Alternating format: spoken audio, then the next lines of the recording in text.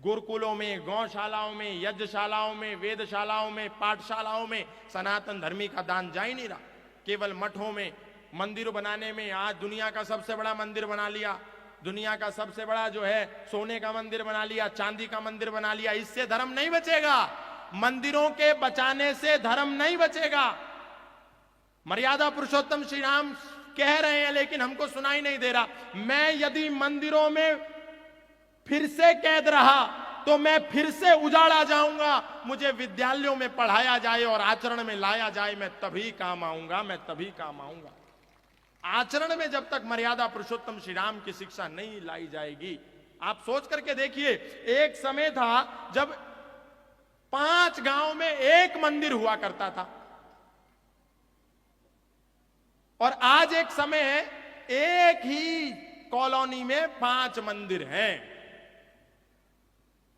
अब बताइए, लेकिन यदि मंदिरों की संख्या के बढ़ने से ही धर्म के बढ़ने और घटने का तात्पर्य होता, तो इन वर्षों में जब मंदिरों की संख्या बढ़ती जा रही है, तीर्थों की संख्या बढ़ती जा रही है, यात्राओं की संख्या बढ़ती जा रही है, पूजा की संख्या बढ़ती जा रही है, गंगा स्नानों की संख्या बढ़ती जा रही है, केदारनाथ पे जाने वालों की संख्या बढ़ती जा रही है, वृंदावन में भोग लगाने वालों की संख्या बढ़ती जा रही है, तो इसके साथ साथ कोर्ट और कचहरी में बढ़ने वाले केस भी तो कम होने चाहिए थे, मुकदमेबाजी भी कम होने चाहिए थी, लूटपाट कम होनी चाहिए थी, चोरी चकारी कम होनी चाहिए थी, लेकिन नहीं हुई। इसका मतलब धर्म का सीधा तात्पर्य केवल मंदिर से नहीं है, मंदिर से है, लेकिन तब है जब मंदिर में बैठ करके हम केवल घंटी ना बजाएं और आरती करके घर पे ना आ जाएं कि बस गीता महारानी नमो नमः इतना ही हो गया, बस हम ज्यादा पढ़ने वाले नहीं है। इतने से काम नहीं चलेगा।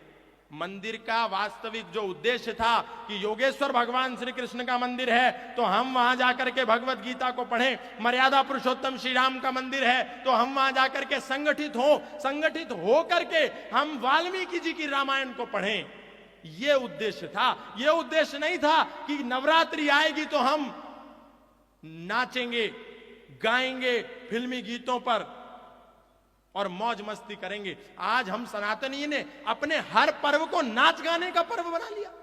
आप सोच करके देखिए, गणेश चतुर्थी आएगी तो हिंदू केवल नाचेगा, नवरात्रि आएगी तो हिंदू केवल नाचेगा, होली आएगी तो हिंदू केवल नाचेगा।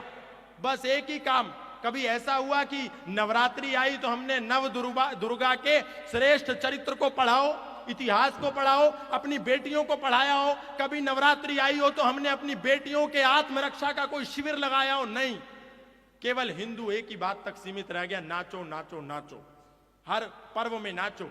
ये बाल गंगाधर तिलक ने एक बड़े श्रेष्ठ उद्देश्य के साथ गणेश चतुर्थी को प्रारंभ किया कि हम गणेश चतुर्थी के बहाने से इन अंग्रेजों से लड़ने के लिए एकत्रित होंगे, संगठित होंगे। लेकिन हमने आज उस गणेश चतुर्थी के मूल उद्देश्य को छोड़ करके, क्योंकि आज भी हमको ये आजाद नहीं है, ये विदेशी ताकतों की आज भी हम लोगों पर शिकंजे हैं, लेकिन हम उस गणेश चतुर्थी को माध्यम बना करके एकत्रीकरण का काम छोड़ करके एकत्रित होकर के केवल नाच रहे हैं, और वो भी फूहड़ गानों पर, गंदे गानों पर, अश्लील गानों पर। हिंदू को कोई मतलब नहीं है कि मंच पर गणपति की मूर्ति रखी है और नीचे बैठ करके अश्लील गाने बज रहे हैं और हम नाच रहे हैं। बस एंटरटेनमेंट होना चाहिए हर समय।